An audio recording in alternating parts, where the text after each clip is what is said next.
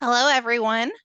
Thank you for joining today's webinar, Building Resilience Through Emotional Intelligence with Alishah Powell, MSOD. I am excited to present this opportunity to bring the GME community together, and I thank you all for being here. I look forward to introducing you all to Alishah here in just a few moments. Please note that today's presentation will be recorded, and I will send the recording out to everyone who registered today. I'll also share it in my next nationwide program coordinator e-blast. If I haven't had the chance to meet you at ACGME or present a didactic course to your program, I'd like to go ahead and introduce myself while everyone is logging on. My name is Ashley Pichard, and I am the Program Relations Manager here at Practice Match. Before joining Practice Match, I was an in-house physician recruiter. In that role, I developed a true passion for being able to help physicians in their journey from training to employment. And with Practice Match, I get to take that passion to the next level by offering career guidance and mentorship to physicians from medical school students preparing to apply to residency, all the way through helping residents and fellows find their dream job. Practicing physicians also come back when they are ready to rejoin the job market. So I help them sometimes as well. I do work with program coordinators every day to learn what you need and how I can help. So thank you to those of you who participate in my surveys. I want to share just a little bit about what we've done with your feedback from those surveys. In the last year, we have completely revamped our website. We have a specific landing page for program coordinators where you can go and see what free opportunities are available to your program and the physicians that you work with.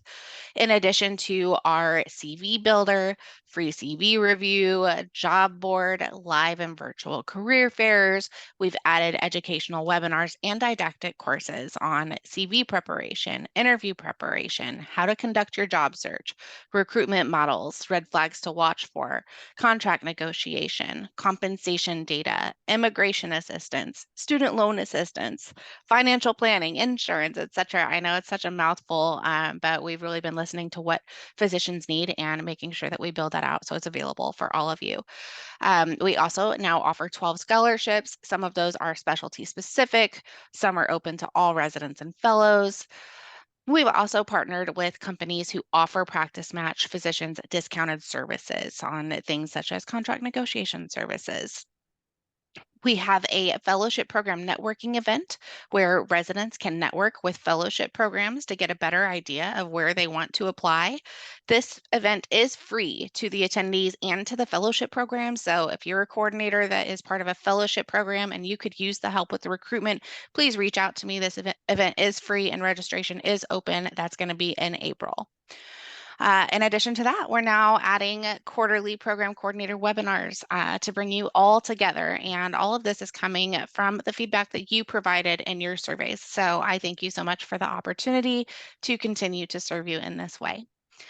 If you have any questions about any of the things that I mentioned above, please feel free to reach out to me. Also, be sure to stop by and see me at the ACGME conference in Orlando if you're going to be there. All right, well, moving on, please note that microphones are going to be muted throughout this presentation. We will have time for a Q&A session at the end. So if you have any questions related to the topic today, please feel free to ask those in the Q&A box and we'll get those answered for you. Let's go ahead and dive into our presentation and meet our speaker. Alishah Powell has worked at Penn Medicine for 18 years. She started as a data analyst in the emergency department and is currently with gastroenterology and transplant hepatology as fellowship program coordinator. Alishah was a foster parent in 2018. Appreciate you for that, Alishah. I can relate to that myself. You're doing good work there. She claims that was the most rewarding and hardest job. I hear you. Yes. Um, so being a foster parent started her journey and exploration on resilience and gratitude. Her foster daughter taught her so much about bouncing back from hardship, and she coupled this interest with her organizational dynamics degree with a focus on leadership and organizational coaching. So I think she's got a good amount of knowledge to share with us today from that experience. Thank you so much for joining us, Alishah. Oh, thank you so much, Ashley. Thank you for providing this platform, this webinar for coordinators, administrators, managers, program directors, GME office. Thank you for providing us with the opportunity to collaborate, learn from one another. And also, I did attend one of Practice Match webinars on immigration and visa processing. So anybody listening in, please attend Practice Match webinars. They are extremely invaluable, very useful information. So thank you for that. So today, I hope your time is valuable. My time is valuable. It's the holiday season. We have so much going on. So I will hope that today we can have an emotional intelligence happy hour. I wish this could be a little bit more integrative. So feel free to share questions in the chat. And then again, like Ashley said, we will have Q&A at the end. So let's get started. Thank you so much for the intro and the opportunity to be with you all today. So my story, like Ashley said, I've been at Penn now for 18 years. Started when I was 2 years old. And I truly have learned a lot over the years. And I'm just grateful for my job and to be at Penn and to be in the GME world, graduate medical education. I am currently a fellowship coordinator, so I may reference fellows, but please know that that will cover residents, students, anyone that you manage and lead. So I may just reference and say trainees, just so no one is confused, but I may also say fellows. But like Ashley said, I was a foster mom in 2018. My foster daughter, her name was Ariel, and she was the most amazing at the time 6-year-old there was. And I learned a lot from Ariel. And I learned just the essence of, despite not having parents that can take care of you at the time, despite being in this new environment with this new woman who's acting as a mom figure, she had the most beautiful, positive outlook. She was a fresh breath air, and just taught me so much about resilience and being grateful. And from that, learning in organizational dynamics, I learned project development, project management skills, organizational coaching, consulting. And part of that was, what is the framing of resilience? How do we build resilience? So thank you again for attending today. And one quote that has led me throughout my studies in organizational dynamics, into my job, into being a foster mom, is Teddy Roosevelt. Nobody cares about how much you know until they know how much you care. So this is why I think emotional intelligence is so important for the work that we do as program administrators. So we do a lot. Okay. We do so much. And I do want to give a shout out to Natasha Brox. She gave the webinar, she presented the webinar in September. She talked about our leadership skills and how we as program coordinators, administrators, how we are leaders in our organizations. That is so true. So when you think of all these multifaceted jobs that we do, all the roles that we play, we manage the day-to-day operations. We help our program directors or APDs. We help manage our trainees, our fellows. We also are the facilitators with our GME office. We also help process surveys, information for the ACGME. So we have to have a lens of, how do we make an impact institutionally, also within our own departments, and how do we make an impact, and how do we, with all the tasks that we're doing, how do we do this in such a way that we're successful? We focus on recruiting. We just had our match last week, so congratulations for everyone who matched in your program. We spearhead the onboarding, the licensing process, the visa processing, scheduling didactics. We schedule our CCC meetings. Not to mention, we also probably order the breakfast or lunch to go along with those meetings. We process our annual ads surveys, our GME census. In particular, I also manage our reimbursements for the fellows. So we plan graduation events, orientation, we proctor and training exams. We process affiliation agreements for when our trainees go to other institutions, or other institutions want to come and visit our programs. We do a whole lot. And now that it's December, My program director and I, we're working on our budget reports. So some of these roles intersect at certain times. Sometimes we have a week to relax and breathe, and then we're on to the next cycle.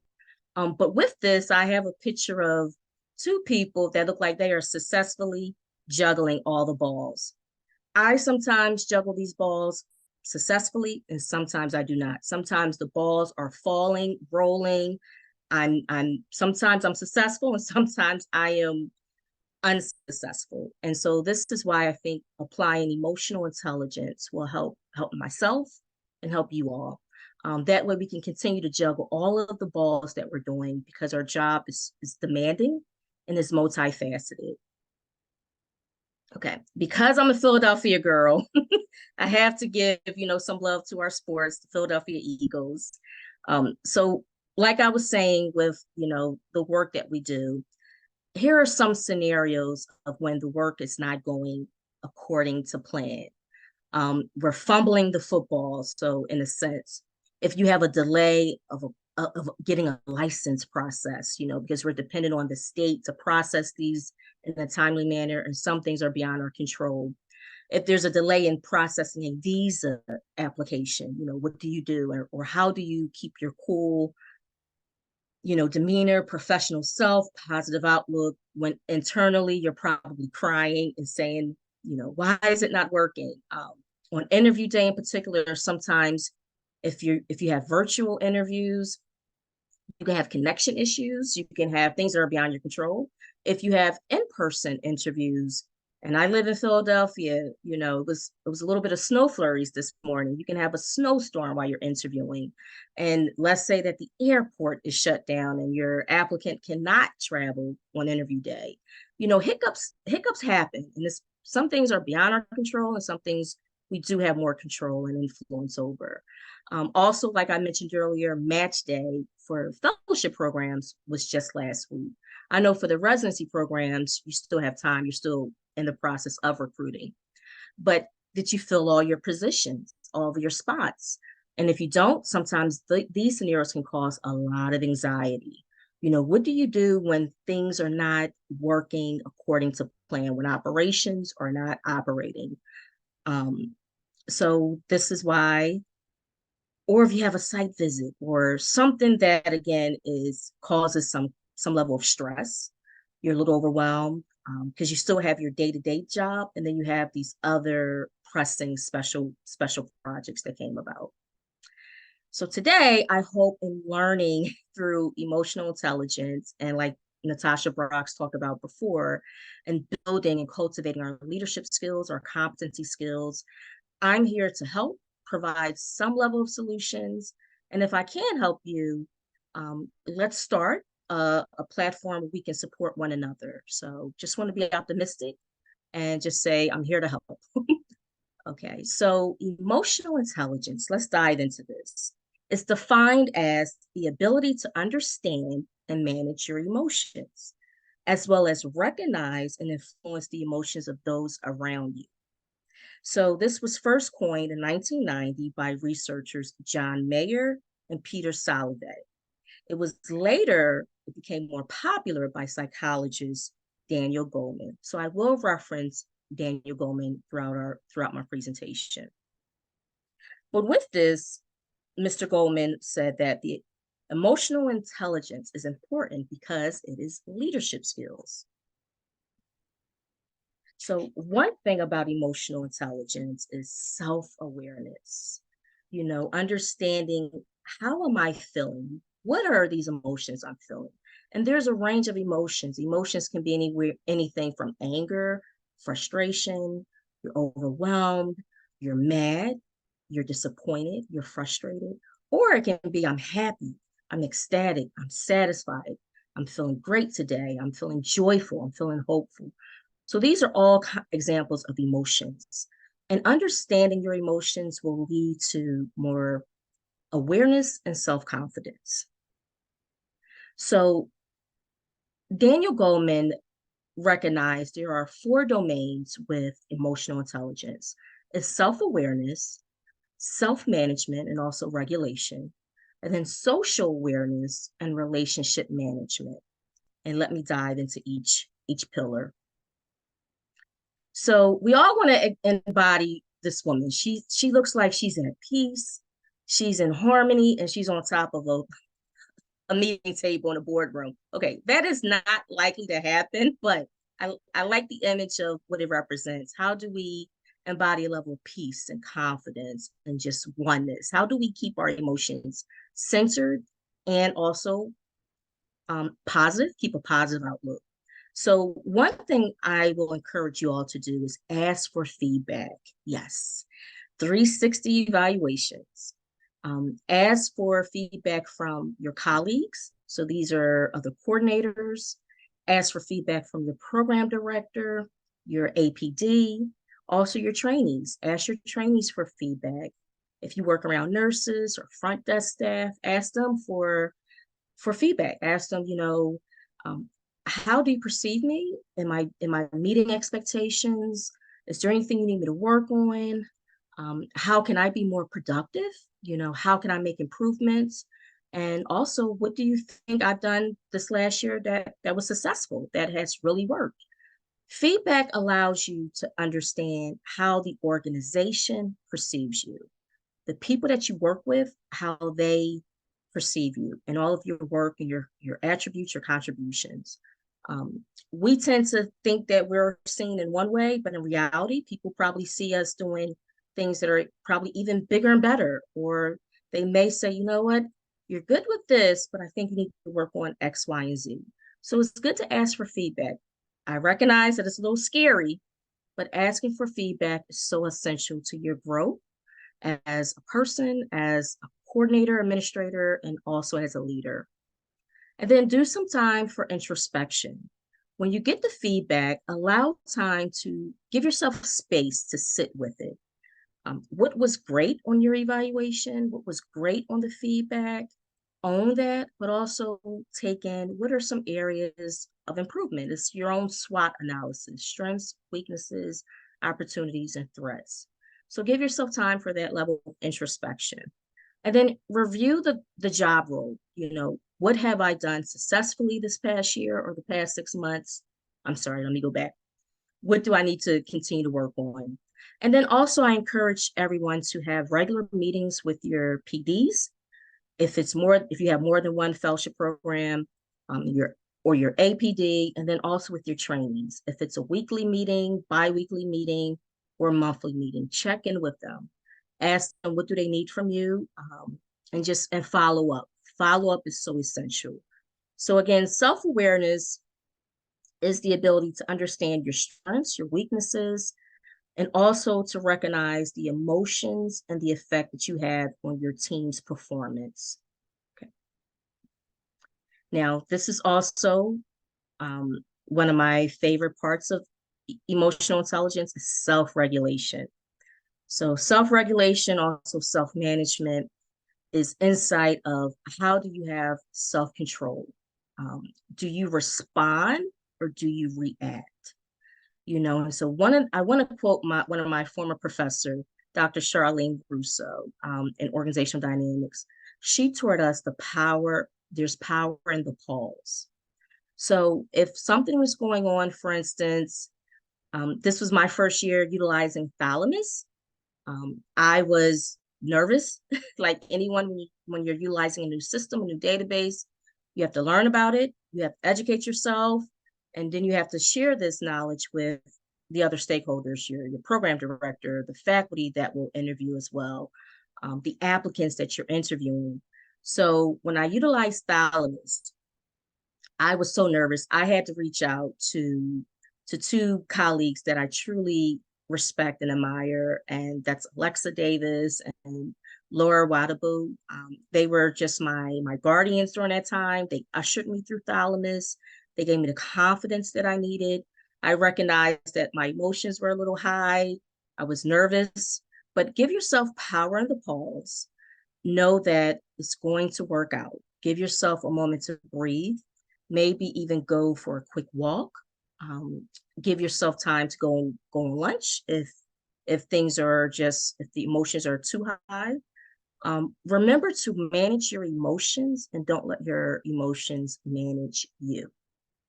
Another term that I learned in my OD program was do not catastrophize. And that means do not jump to the extreme scenario. For instance, if you have to have a special review meeting from your GME office or a site visit or something that naturally you would think is more punitive, please do not catastrophize. Do prepare as much as possible, study, reach out for resources. You know, if there's policies you need to update, if there's certain paperwork you need to complete, make sure you meet with your trainees, your program director, make sure you do the best you can to cross your T's, dot your I's, but don't jump to the extreme. Like, this means that we're not going to get our accreditation, or this job is not good. I need to look for a new job. This is the end of the road. Like, do not catastrophize. Do your best to regulate, stay calm, and remember this phrase that I love to say: cool heads prevail. So just remember, cool heads prevail. Do not catastrophize. Do not jump to the extreme scenario.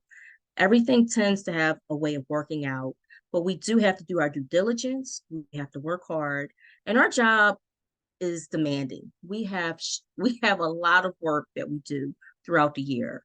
But just know that you have a team of people around you that is champion for you.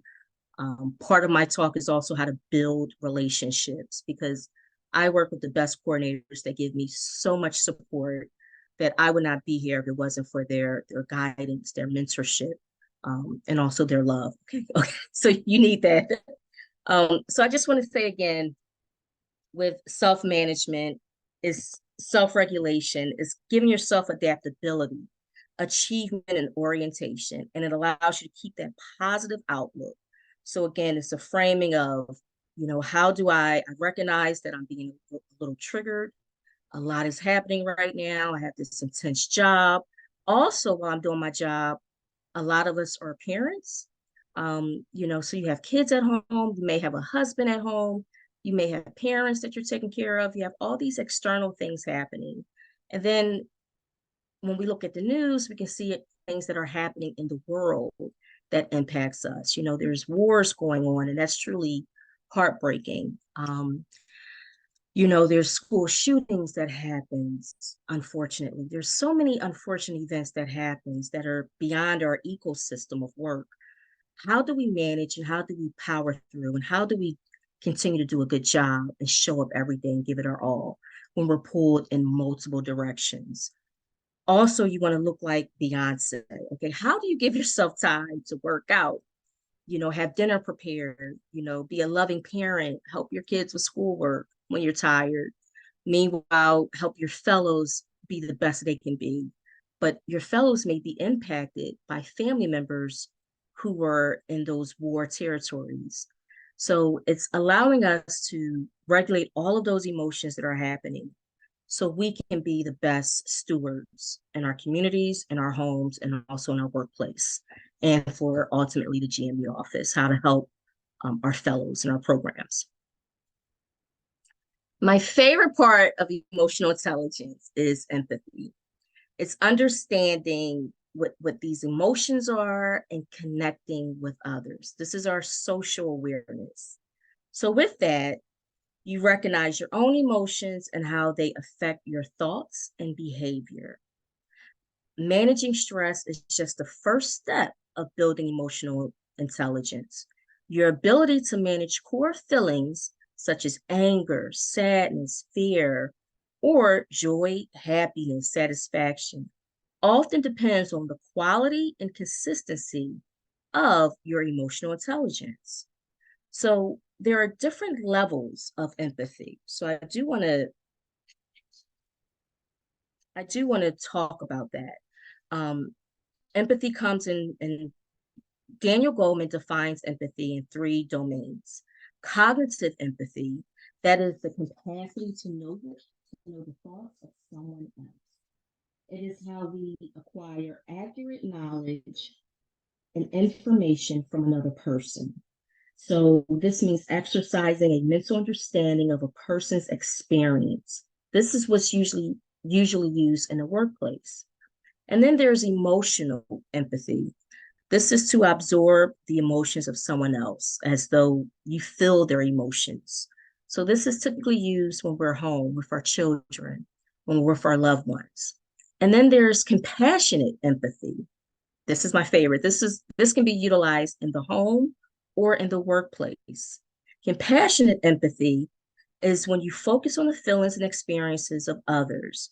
It is also when you care about others and it helps you to move forward to how can I help? How can I support you?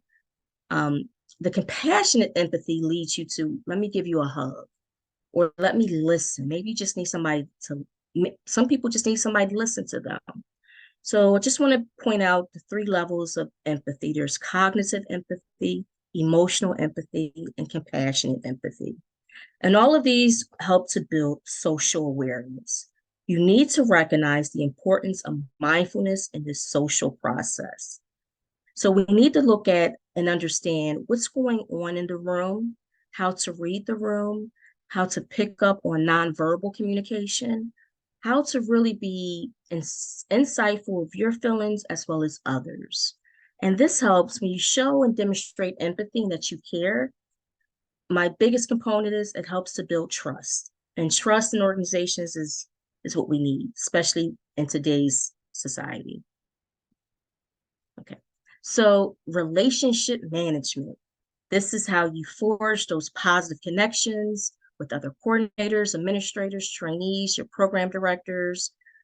Encourage program administrators to seek a mentor. Please seek a mentor, someone that can help you when you're trying to figure out, okay, how do I do this? We went over this at our last meeting, but I still have questions, or I have some follow-up questions. You know, or ask or get a trusted buddy. When you first started working for the organization or the department, was there someone that you admire, that you have a lot of respect for? Maybe treat them out to coffee and then ask them for some strategies. Run bounce ideas off of a trusted buddy. Relationship management also helps with team building. So one thing that I really want to give a big shout out to my GME office, they came up with this amazing system that they honor and give awards to our program directors for outstanding service, our trainees, somebody who really demonstrated a level of excellence and patient care or something like of that nature. And also we recognize the hard work of our program coordinators. So we have some amazing coordinators at Penn. I'm honored to call some of them my friends. And I'm just so glad that my GME office, that they're innovative in their leadership, that they recognize the hard work of all of us, all of the stakeholders, and we're celebrated. And that's how you cultivate and manage those relationships. That's how you build and forge those positive connections. Let's support one another and let's also celebrate one another. Something else that I do, and it's not original. I'm sure many of you already do this. I also celebrate my trainees. If it's the holidays, I'm going to give them some gifts. If it's a Starbucks gift card or Starbucks coffee, my fellows, they love Starbucks. Anything Starbucks, they're happy, or Jimmy John's. But how do I celebrate them in their milestones? If it's an NIH grant that just got approved and accepted, I want to acknowledge their hard work. If it's their birthday, I'm going to give them a birthday shout out, let them know that I'm thinking about them.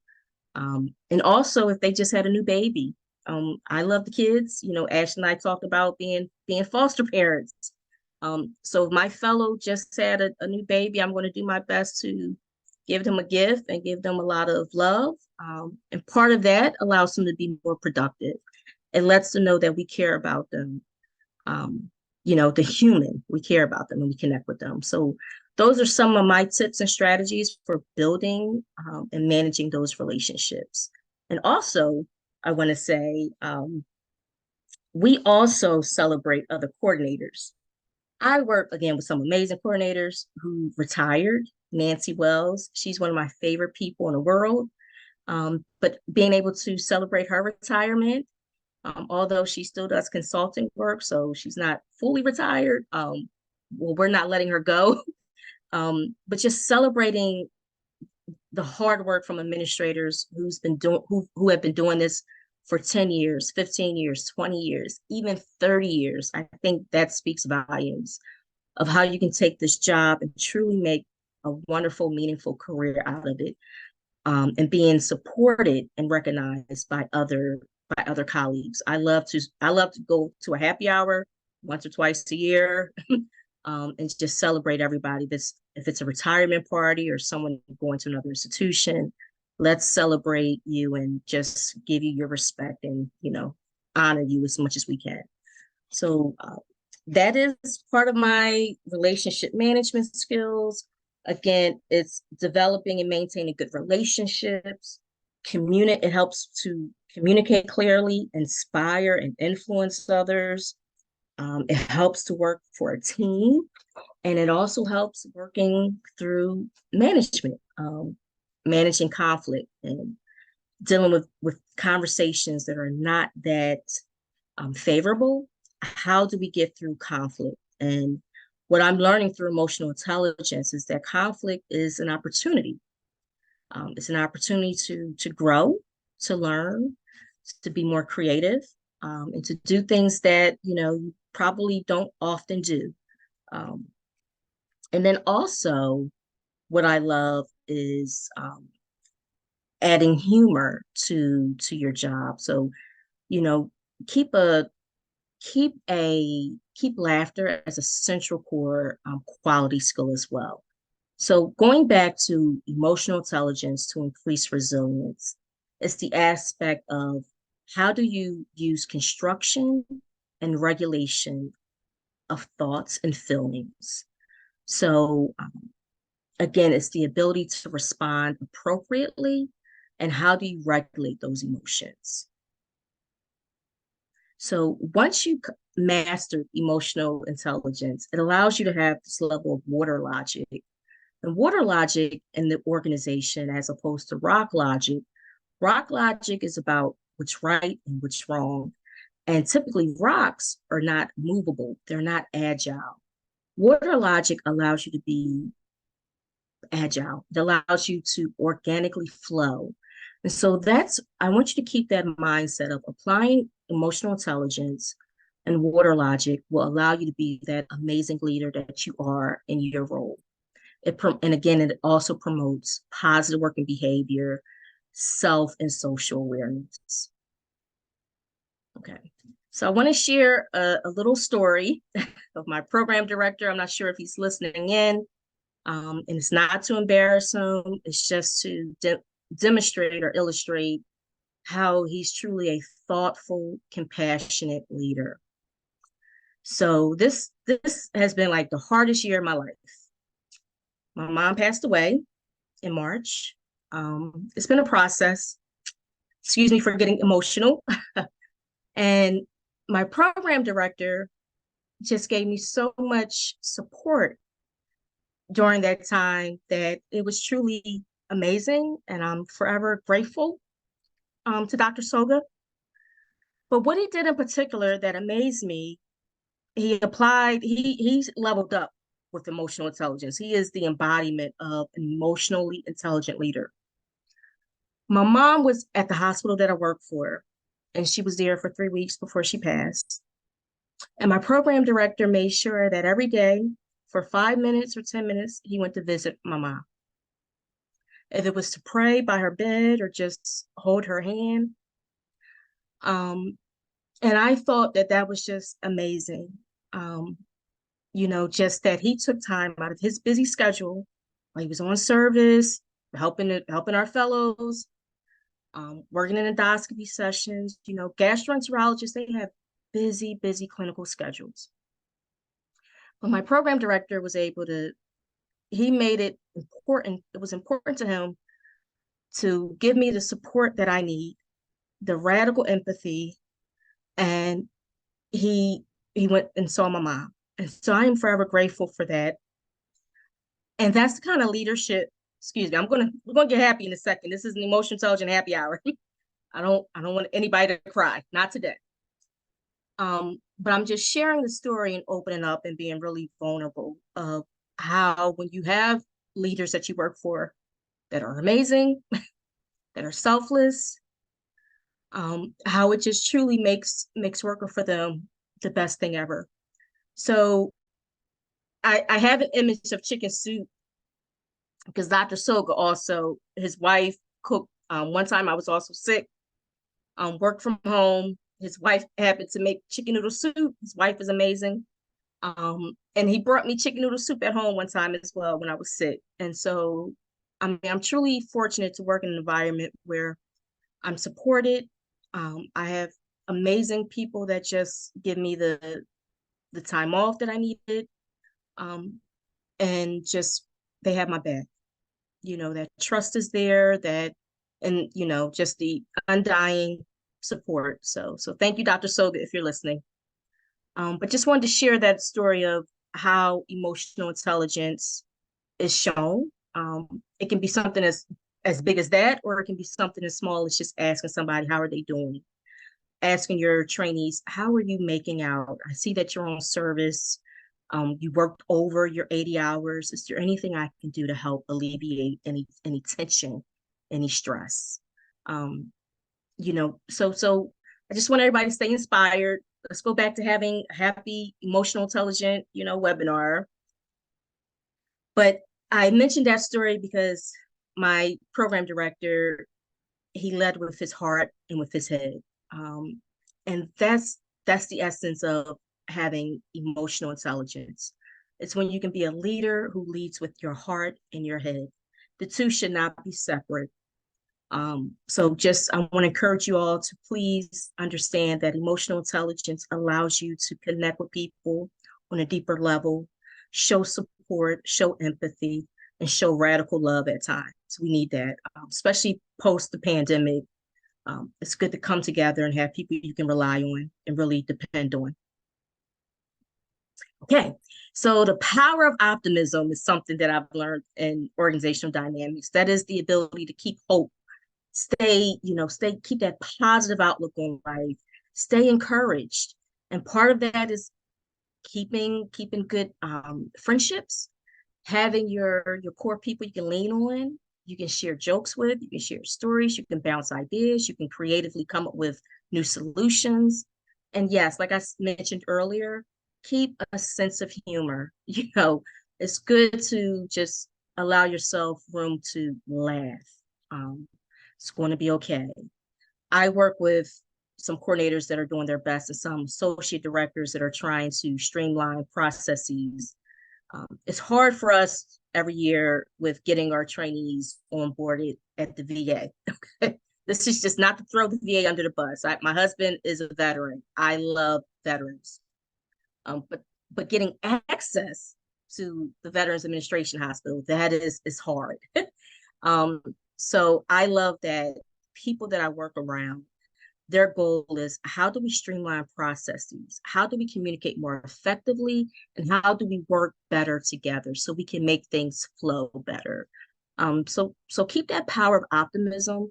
Know that it's going to get better. We're solution driven. Working again in GME, graduate medical education, it's a lot of moving parts, a lot of dynamics. But when you apply emotional intelligence, this will increase and enhance your focus and your motivation. Okay. So I have to mention I just want to provide just some tips on sleep hygiene. And this helps and correlates with emotional intelligence because, like I said earlier, we're doing a lot. We have demanding jobs with coordinating our programs, as well as life at home. You may have kids or, foster children. You may have, spouses you have to care for. You may have parents that are older. You may have to take them to the doctor's appointments. We're moving fast. But if you can, and if you were impacted like me this year, where sleep was just a luxury, there was times I could not sleep at night. So that's why sleep hygiene is so important to me. But just some tips, please keep a consistent sleep time. So if you go to bed at 10 p.m., make sure you're in bed by 10 p.m. Or if it's at 9, or however early or late, but keep a consistent time with going to bed. Aim for 7 to 9 hours of sleep. Yes, you deserve 7 to 9 hours of sleep. Okay. Just want to say that again. You deserve 7 to 9 hours of sleep. Limit anxiety inducing activities in bed.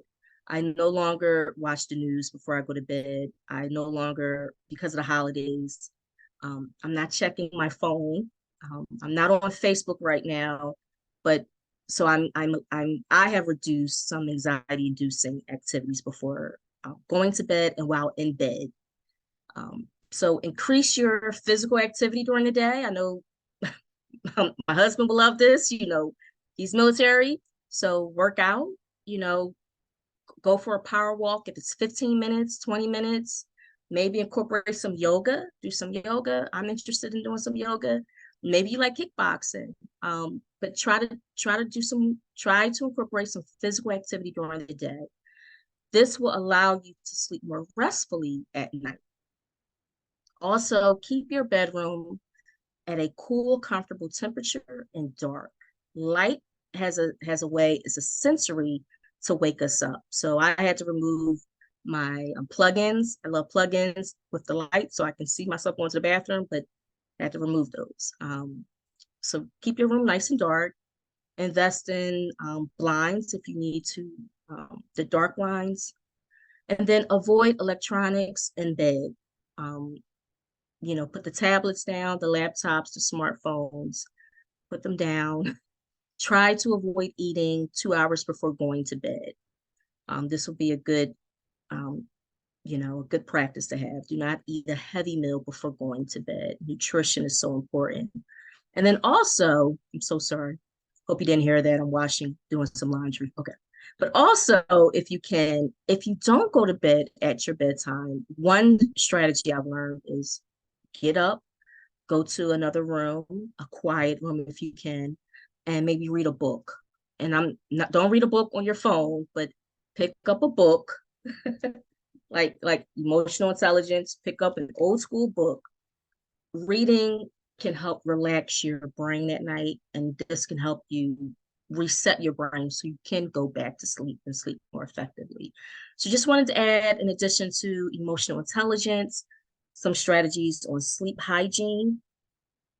Okay. And I had to add, so when I asked Ashley, can I talk about emotional intelligence and building resilience?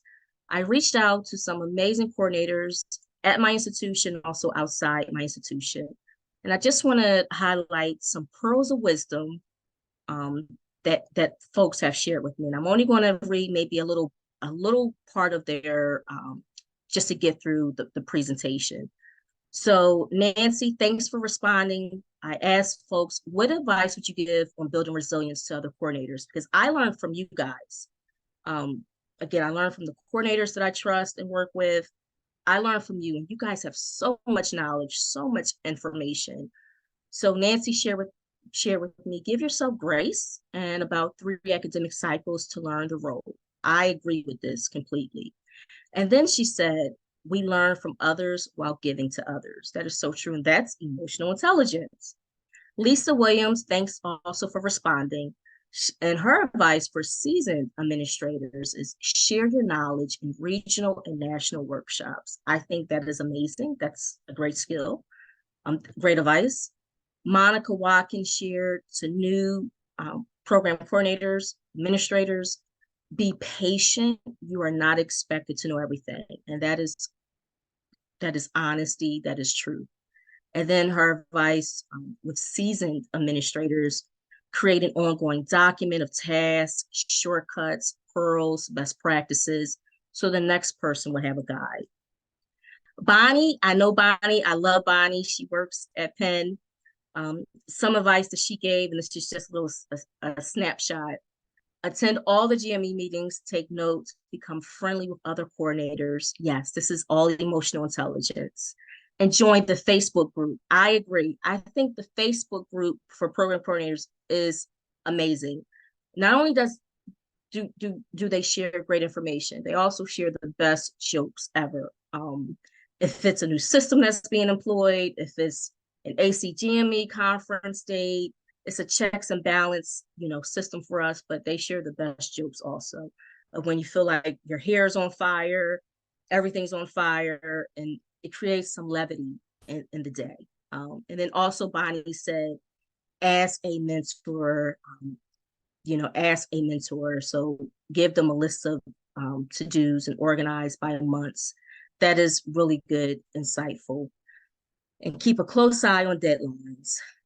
Develop a good relationship with your leadership and the trainees and show them that you care about them and the program. This is all emotional intelligence. This is so true. Thank you, Bonnie. Okay, Darcy. Darcy's amazing. She also won one of our coordinator awards. Was it this year or last year? But Darcy been at Penn for years. She's amazing as well.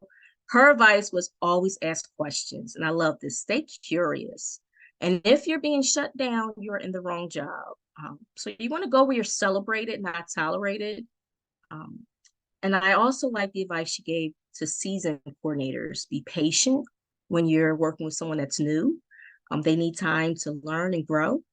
And then remember, things always change. That is so true. And that goes back to that water logic where we need to stay flexible and agile and adaptable. That's all emotional intelligence. And then Bethany shared, appreciate your competence and realize that the next time you will be even better. Take space to rest your creative brain between projects. I agree with that. It is important to congratulate yourself on doing new and hard things. That is so true. Thank you. Akemi Jones. Akemi said her advice for salary negotiation. Probably start with the many titles they have for the same jobs within your institution and see what the salary span is for those job descriptions. Maybe the season coordinator could negotiate a new title if the one offered does not parallel with salary requirements. So she would also tell them to research their current market value. I think this advice is amazing. And it also reiterates building confidence. Be confident in building relationships, advocating for yourself, doing your own research, working hard, being proactive, reaching out to other people for help. So I just want to say thank you again for all of your pearls of wisdom on building resilience for either new coordinators and or seasoned coordinators and program administrators. Lisa shared, and I believe I'm coming to an end. Lisa shared for seasoned or sunsetting administrator. I never heard that expression, sunsetting, but I like it. It is easy to lose yourself in the day-to-day grind of these roles. In order to keep yourself engaged and avoid burnout, step outside the day-to-day routine and get involved in a committee, present at a conference, take on a mentee. Learning and growth should never stop. I cannot agree with you more. You said this, perfectly. And then Erin shared one advice that she received was live, learn, and give others some grace. And then also read the ACGME program requirements. That is essential. It is a roadmap to success. I agree. So thank you all for sharing your words of wisdom. My closing thoughts is I hope someone was inspired or learned something new today. I'm sure many of you already are utilizing emotional intelligence, but I'm encouraging you to label it, level up and increase your leadership skills. And just thank you for attending my webinar. I'm grateful for you all. Stay optimistic. And again, remember to regulate your emotions, build a strong community of coordinators, administrators that you trust, and just be a rock star that you are. And then just as a quick teaser, Ashley, if you ever need me for the future, I learned about appreciative inquiry. This is something we can talk about in the future. This can also help with just organizational skills. And then LIFO, this is a strength-based feedback. This is something that I learned in my program of what are you strong at? What are your areas that you're strong with? And this can help coordinators identify what their strengths are. So these are just other frameworks that perhaps we can talk about in the future. So just wanted to just highlight that. and give a big thank you to everyone that, have really supported me this past year. I'm truly forever grateful for all of you, my tribe. um, so thank you all. And these are some books that I've read. I recommend this to everyone. Just my sources. So thank you all. Okay. All right. Do we have any questions? If you can open the Q&A box, you actually had some comments in there, and I think some questions are starting to come in. Thank you so much, Alishah, for your time. And I'm also sorry for the loss of your mom. And so thankful for you that you have such a supportive group of people around you. It sounds like your leadership and your colleagues are all very supportive, and other programs could learn a lot from your leadership and the way you're doing things. Oh, thank you. Yeah. Thank you all. Oh, thank you guys. I appreciate the support in the chat and your support. Thank you. Oh, thank you, Meredith and Sandy. Some people I do know. Yeah, so feel free to reach out to me. I am on LinkedIn. Um, Reach out to the Facebook group. I think that group is amazing. A wealth of knowledge. And um, yes, and Laura, thank you. Okay, I'm glad you enjoyed the talk. And I gave you a shout out, Laura. So thank you. So speaking of LinkedIn, everyone, I did go ahead and put mine and Alishah's LinkedIn profiles in the chat, so you can copy those there and add us if you would like to. Sounds like she has a lot more knowledge to share, and I hope to have you back again in the future. Alishah, your conversation was very engaging. And thank you to all of you for attending as well. If you enjoyed this webinar, please make sure you join us again. I can tell you our next webinar is going to be on April 12th. I will send out the registration link for that just as soon as, or I'm sorry, April 2nd. I don't know where the 12th came from. April 2nd. I'll send out the registration link for that just as soon as I get it set up. And I will also share a recording of this presentation in my next email. So please look for that. Everybody have a great day, and hopefully we see you all again April 2nd. If you need me in the meantime, please don't hesitate to email or reach out on LinkedIn. Okay. And may I add, just thank you, Chelsea and Jennifer, for your comments. Stephanie, I love you, girl. Okay, but I'm glad my passion was clear. Annette asked about the Facebook group. So I need to reactivate my Facebook. I went off Facebook just because it's the first holiday without my mom. But the Facebook group, I believe it's GME Program Administrators. You can look it up and it will pop up. And it's an amazing group. Of other program administrators that they're rock stars. They give great information. So, Annette, I hope that answered your question. Just type in GME program administrators and it should come up. But thank you all for attending. I know happy holidays. Did I say happy holidays already? I want to wish everybody a wonderful happy holiday. Happy holidays, everyone. Thanks, Alishah. Bye. Take care. Bye.